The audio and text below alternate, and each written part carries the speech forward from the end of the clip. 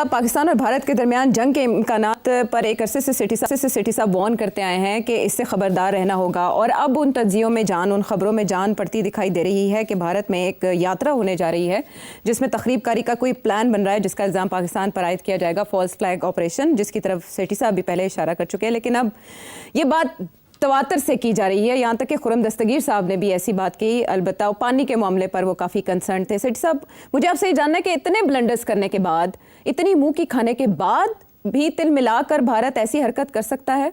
देखिए, मैंने जब ये हमला किया था और उसके बाद सीज फायर हुई थी, तो मैंने ये कहा था कि ये पॉज ही है, ये फिर कुछ ना कुछ करेंगे, बिकॉज ये राउंड हार गए हैं। और जैसे ही अभी तो ये कह रहे हैं कि जीत गए हैं, मगर जैसे आवाम उनकी जागेगी, उनको पता चलेगा, तो ये पता चल जाएगा कि ये हार गए हैं राउंड। तो फिर नरेंद्र मोदी के ऊपर प्रेशर होगा कि कुछ करे और करके दिखाए कि हम जीत के गए या हम तकड़े हैं। तो ये मेरा मौकफ था, मगर मेरा एक थोड़ा सा लॉन्ग टर्म पर्सपेक्टिव था जी। उसकी वजह ये थी कि इतनी जल्दी एक फैसला करना कि अब हमने एस्केलेट करना है, क्योंकि अब जो भी इंडिया करेगा वो एस्केलेशन होगी। जहां पहले छोड़ गए थे उससे आगे जाना पड़ेगा, न्यू नॉर्मल, वहां से नहीं।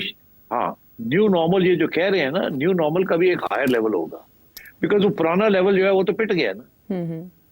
अब कुछ और करना पड़ेगा जो कि ज्यादा हाई लेवल पे होगा, जिसे हम कहेंगे एस्केलेशन। और फिर काउंटर एस्केलेशन भी होगी। एस्केलेशन को काउंटर करने के लिए हमारी तरफ से भी there be a bigger escalation. तो इसको सोच समझ के करना पड़ेगा इंडिया को, मगर इंडिया चैन नहीं आएगा नरेंद्र मोदी को। और मैंने ये भी कहा था कि मुझे ऐसे लगता है कि कहीं ना कहीं इनको कोई ना कोई कुर्बानी देनी पड़ेगी, क्योंकि आवाम सर मांगेगी।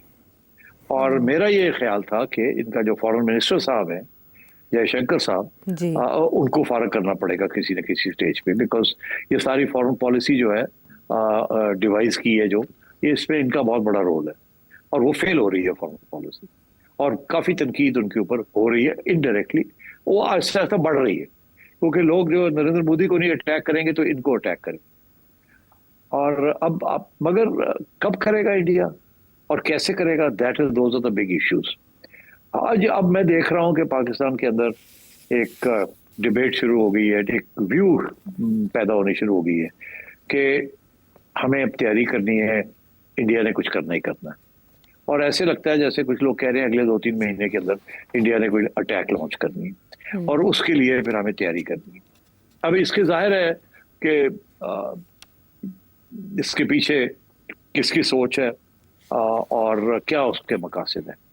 अच्छा, अब इसमें तो कोई शक नहीं है कि इंडिया करेगा तो सही कुछ, मगर कब करेगा और कैसे करेगा, और वो क्या तैयारी करके आएगा या नहीं करके आएगा, और उसके नतीजे क्या होंगे, दैट्स अ सेपरेट इशू। मगर ये जो लोग कह रहे हैं ना कि जी अगले 1-2 महीने में फिर ये कुछ करेगा, मेरा ख्याल है शायद ऐसे नहीं होगा, क्योंकि इस स्टेज पे एक और फॉल्स फ्लैग ऑपरेशन करना या किसी इस किस्म के ट्रैप के अंदर फंस जाना जिससे अब फिर उन्हें कुछ करना पड़े, जबकि माहौल जो है वो बिल्कुल बदल चुका है। आफ्टर ईरान, डोनाल्ड ट्रंप बिल्कुल नहीं एक्सेप्ट करेगा कि इंडिया फिर कुछ करे। पहले भी डोनाल्ड ट्रंप ने एक्सेप्ट नहीं किया था, उसकी और जल्दी से सीज फायर करा दी, ठीक। और अब तो अगर इंडिया ने ऐसे सोचा तो डोनाल्ड ट्रंप तो बिल्कुल, जैसे कहते हैं, he'll crack down on India कि ये आप क्या कर रहे हैं। मैं अपना नोबेल प्राइज पक्का कर रहा हूं, और मैं ईरान और इजराइल जैसे लोगों को इकट्ठा कर रहा हूं, और वहां नेगोशिएटिंग, और आप फिर ये इस किस्म की हरकत कर रहे हैं। पहले भी आपको सपोर्ट नहीं किया, आप समझ नहीं आ रही आपको, और अब आपने फिर ये इस किस्म की हरकत की है। तो मेरा ख्याल है India will have to be very careful. ये कोई ऐसे नहीं है कि अगले 2 महीने में फिर से कुछ हो जाएगा, आई डोंट थिंक सो। अगर कोई इनको प्रोवोक भी करता है, अगर कहीं कोई हादसा भी हो जाता है, तो मेरा ख्याल है कि India will have to think very seriously कि अब इंडिया अगेन पाकिस्तान को अक्यूज करे या ना करे, और अगर करे तो क्या करेगा। मेरा ख्याल है कि इंडिया बेसिकली टेररिज्म को सपोर्ट करेगा, TTP को करेगा, BLA को करेगा, और भी असैसिनेशंस, बॉम्ब ब्लास्ट वगैरह, इस किस्म की कार्रवाई कर सकता है। मगर जो पहले जिस किस्म की कार्रवाई की वो नहीं करेगा। मगर अब आइए बात कि हम क्यों ये कह रहे हैं कि जी अब होने वाला है कुछ।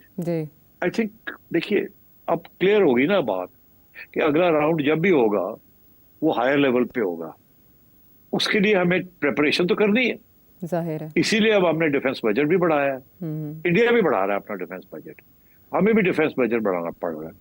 और सूरत हाल ये है कि प्रिपरेशन तो करनी पड़ेगी ना। अब हमने F-35 के मुकाबले में हमने चाइनीज जहाज भी लेने हैं, स्टेल्थ बॉम्बर्स J-17 की जो लेटेस्ट एडिशन है उनकी 35 5th जनरेशन, और हमने अब अपनी स्ट्रैटेजी इसको भी फाइन ट्यून करना है कि अब इंडिया इधर से आ सकता है, इधर से आ सकता है, ये कर सकता है, ये कर सकता है। तो we also have to make plans. कल को इंडिया, फॉर एग्जांपल, कल को इंडिया उठ के मिसाइल मार देता है ऐसी जगह पे जहां के हम समझते हैं कि रेड लाइन जो है, देखिए ना, लश्कर तैयबा के हेडक्वार्टर के ऊपर मारना रेड लाइन है मगर हल्की सी पिंक लाइन है, ठीक है।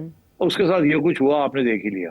नूर खान बेस के ऊपर एक दूर से एक मिसाइल गिर गई, it's a higher brighter red, मगर अगर इससे आगे वो बढ़ जाते हैं और जो उस किस्म की हरकत करते हैं जिस किस्म की हरकत इसराइल और अमेरिका ने मिलकर की है ईरान के खिलाफ, तो यू कैन रेस्ट एश्योर्ड कि ईरान से ज्यादा खतरनाक रिस्पॉन्स हमारा आएगा। ईरान के पास तो वो मिलिट्री हार्डवेयर नहीं है और नो हाउ नहीं है जो हमारे पास है जी। एंड सो देयरफॉर बहुत बड़ी मिसकैलकुलेशन होगी इंडिया की अगर इंडिया समझता है कि वो पाकिस्तान के साथ वो काम कर सकता है जो कि इजराइल ने और अमेरिका ने मिलकर ईरान के साथ किया। Can't. So I think there is no imminent danger कि इंडिया की तरफ से कोई ओवर्ट उस किस्म की कार्रवाई हो जिस किस्म की कार्रवाई ईरान के खिलाफ अमेरिका ने की है, और दूसरी किस्म की कार्रवाई हो सकती है। और ये कि जी ये जो इस वक्त एक फिजा बनाई जा रही है पाकिस्तान के अंदर कि जी इंडिया अटैक करेगा, आई डोंट थिंक ऐसी कोई बात है, बट ये जरूर है कि हमें अपने डिफेंस प्रिपरेडनेस जो है वो करनी है and we need money for that. मगर वो देखिए उसकी तैयारी तो अभी से होगी ना जी, बिल्कुल। आपने उसकी तैयारी जैसे आपने पहले तैयारी की थी टू कॉम्बैट द राफेल, अब भी आपको तैयारी करनी पड़ेगी ना टू कॉम्बैट द मिसाइल्स। तो आपको जाहिर है you need to spend money on your defence. और मगर प्रॉब्लम यह है कि हमारी इकोनॉमी में इतनी जूस नहीं है कि हम कर सके ज्यादा expenditure on defence. Social sector जो है वो भी क्राइंग फॉर हेल्प। तो I think justification for spending more money on defence वो तो है, but I think we need to get the economy moving. ठीक है, ये दो तरफा चैलेंज है। अच्छा सेठ साहब, ब्रेक से पहले मुख्तसरन ये बताएं कि आलमी सालिसी अदालत का फैसला भी भारत ने नहीं माना, मुकम्मल मुस्तरद कर दिया पानी के मामले में, इंडस वाटर ट्रीटी के मामले में, तो अब इसका इलाज क्या? यार इसका भी कोई इलाज नहीं है इन दैट सेंस के इंडिया ने कहता है हम नहीं मानते, नहीं मानते तो फिर अब क्या कर सकते, फोर्स तो नहीं कर सकते। मगर होगा ये क्या, होगा ये कि यही कानून जो अपने वो हमारे ऊपर लागू करना चाह रहे हैं, अपना कानून नॉट इंटरनेशनल, इनके ऊपर भी ऐसे ही होगा। अच्छा, इनके ऊपर भी ऐसे ही होगा। चाइना बिल्कुल इनके ऊपर वही तरीका इख्तियार करेगा जो ये हमारे ऊपर करना। हाँ। और ये जब अगर इंटरनेशनल आर्बिट्रेशन को ये लोग नहीं मानते तो दे विल सफर। इनकी और एक रोग स्टेट की किस्म की इनकी रेपुटेशन बनती जा रही है कि ये तो कोई भी इंटरनेशनल कानून नहीं मानते, ये समझते क्या अपने आप को। तो I think India will isolate itself. ये बिल्कुल गलत फहमी है इंडिया की that they can do this and get away with it. अभी तो कोई खतरा नहीं है पानी वानी रोकने वोकने का। अभी तो यही है कि इसकी नेगेटिव इम्पैक्ट होगा on India standing in the international community. तो हमारी तरफ से तो it's very good, there is no immediate danger, we are winning the cases. ये तो अनप्रेसिडेंटेड है, हमेशा इंडिया जीतता था। So I think we are on a very good wicket. हमें इसके ऊपर बड़ा शोर डालना चाहिए कि India is violating international law, and I think this is a good moment because India is not in the good books of the global community, north or south.